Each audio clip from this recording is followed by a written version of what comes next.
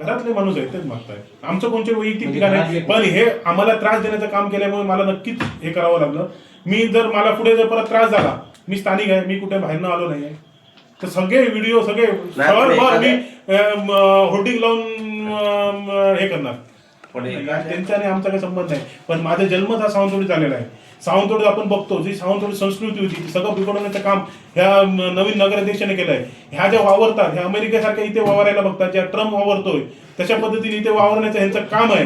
आणि नक्कीच ह्यांना सावंतवाडीची जनता भविष्यात येणार काय नक्कीच जागावं दाखवेल. आणि जर हेच वावरत राहिले तर नक्की या जनतेचा उद्रेक म्हणजे ते जे इंग्लिश मारून दाखवतात त्याच्यापेक्षा इंग्लिश आम्ही 4-5 जास्त शिकलोय.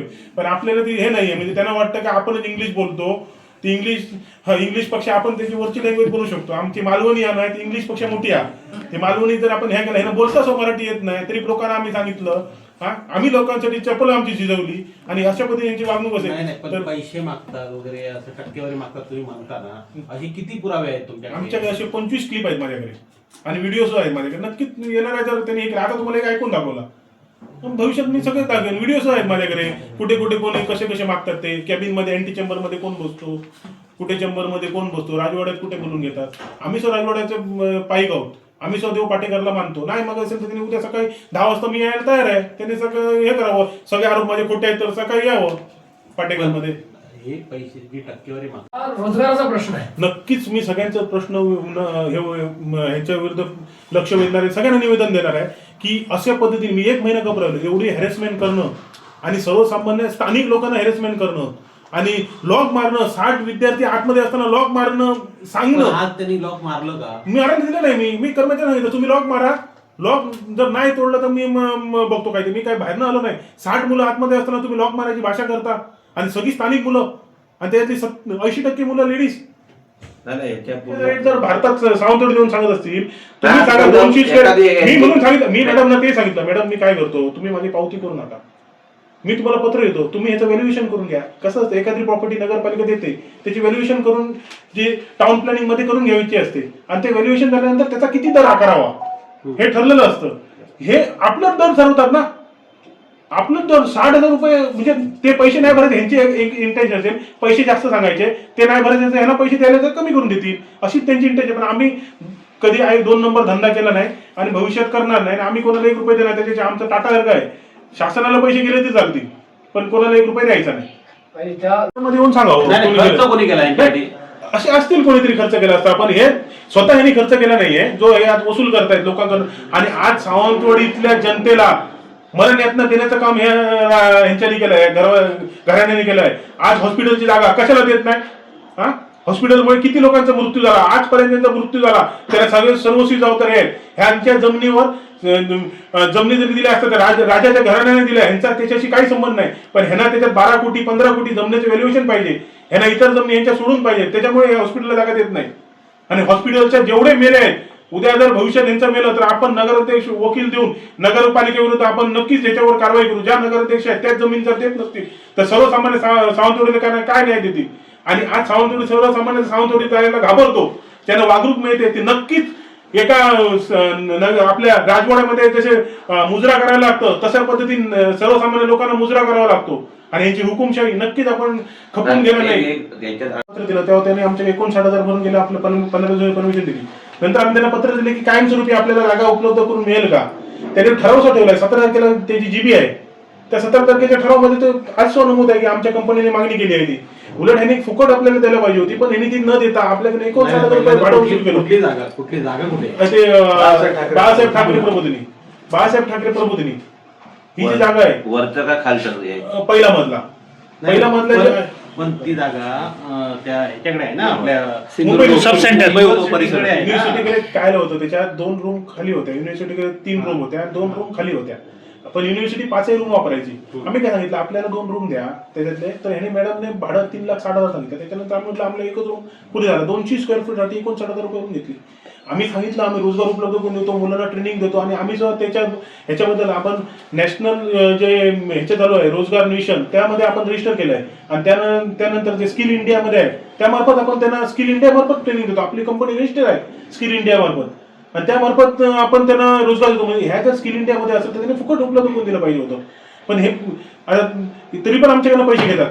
आता रस्त्याचा विषय, हे लोकांकडून पैसे मागून घेतात की आपण इलेक्शनला खर्च केला, हे पाटेकर स्थळात राहतात.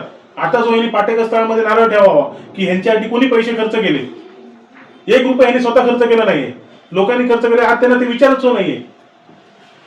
ज्यांचं खालं त्यांच्यावर जायचं काम हे यांचं करत आहे आणि आम्ही यांच्यासाठी फिरलो, लोकांच्या हातापाय पडलोय म्हणून निवडून आले. आणि अशा पद्धतीने चालत असेल तर उद्यापासून आपण स्पॉट संचालना करणार आहोत. प्रत्येक कामं जिथे चालू आहे तिथे भ्रष्टाचार चालू आहे, जिथे यांची टक्केवारी घेऊन यांनी कामं बोगस चालू केली आहेत, त्या सगळ्या कामावर मी लोकप्रतिनिधी म्हणून उद्यापासून सावंतवाडीत फिरणार आहे. जेवढं यांनी भाड्याला जे जायची जागा चालू आहे सगळ्याला तुम्ही भाडं लावा ना 60,000 रुपये.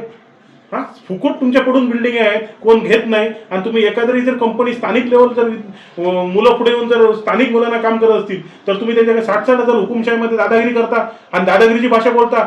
लोकप्रतिनिधी आहे, तुमचे कर्मचारी तुमचे घरगडी नाही आहेत. कर्मचाऱ्यांचं अशी वागणूक मिळते की यांच्या राजवाड्यात काम केल्यासारखे घरगडी वावरून घेतात. कर्मचारी यांच्या राजवाड्यात काम करतात. हे नगरपालिकेचे कर्मचारी, तुमच्या राजवाडा साफसफाई करण्यासाठी कर्मचारी, नगरपालिकेचे कर्मचारी तुम्ही कसं काय वापरू शकता? आमच्याकडे सगळे यांची हिस्ट्री आहे, यांचे सगळे ऑडिओ व्हिडिओ यांचे सगळे मोठ्या प्रमाणात माझ्याकडे आहे. हे जर आमच्या नादी लागले तर नक्कीच मी यांचं भाडाफोड ठेवणार नाही. ह्याच्याकडे किती कोणाकडे कमिशन मागितलं, किती लाख कमिशन कोणाकडून घेतलंय. सर्वांना नमस्कार. आज आपण इथे उपस्थित आहे त्याच्यासाठी मी आभारी आहे. काल आपल्याला माहिती आहे की माझ्यावर एक आरोप केलं गेलं होतं. मी हे प्रेस त्याच्यामुळे बोलवली आहे की मला माझा विषय आणि माझा मुद्दा मांडायचा होता. काल जेव्हा ही घटना झाली आपल्या बरेपैकी लोकांनी मला फोन केलं, मला माझा विषय विचारलं. त्याच्यासाठी मी खरं सांगते मी खूप आभारी आहे. कारण दरवेळी असं असते की दरवेळी माझ्यावर जे आरोप होत असते मी दरवेळी उत्तर देत नाही. कारण आमचं मन असं आहे आणि विचार असे आहे की काम करत राहा, आपण सगळे आहे, आमची जनता आहे, जनतांना खरं सगळं माहिती आहे आणि ते नेहमीच आम्हाला सपोर्ट करत आहे. मॅडम, काल ग्रोबिग टेक्नॉलॉजीज प्रायव्हेट लिमिटेड नी एक मुद्दा उचललेलं. आम्ही जिमखानाच्या बिल्डिंगचे कल्चरल डेव्हलपमेंटसाठी बिल्डिंग आहे त्याची मी चौकशी करायला गेलेली. कारण आम्हाला ते खालच्या फ्लोअरमध्ये आपले युवकासाठी आपले कल्चरसाठी काहीतरी चांगलं करायचं होतं. आम्हाला तिथे दशावतार नाटक ठेवायचे होते, एक ग्रीन रूम करायचं होतं की आपले युवक तिथे काहीतरी वेगळं करू शकणार, पॉडकास्ट करू शकणार. खूप असे आम्हाला लोकांचे पत्र आले आहे. तर युवकासाठी आपण काय चांगलं तिथे करू शकते त्याच्यासाठी आम्ही चौकशी करायला मी प्रशासनसोबत आणि प्रतीक बांदेकरजी पण माझ्यासोबत होते. चौकशी करताना आम्ही विचार केला की आपण वरती जाऊन फक्त बघूया, कारण माहिती आहे की तिथे ग्रोबिग टेक्नॉलॉजीज आणि मुंबई युनिव्हर्सिटी आहे. तर आम्ही विचार केला की मुलांना भेटूया. वरती गेले तर आम्हाला कळलं की 2 रूम्सचा वापर होत होता.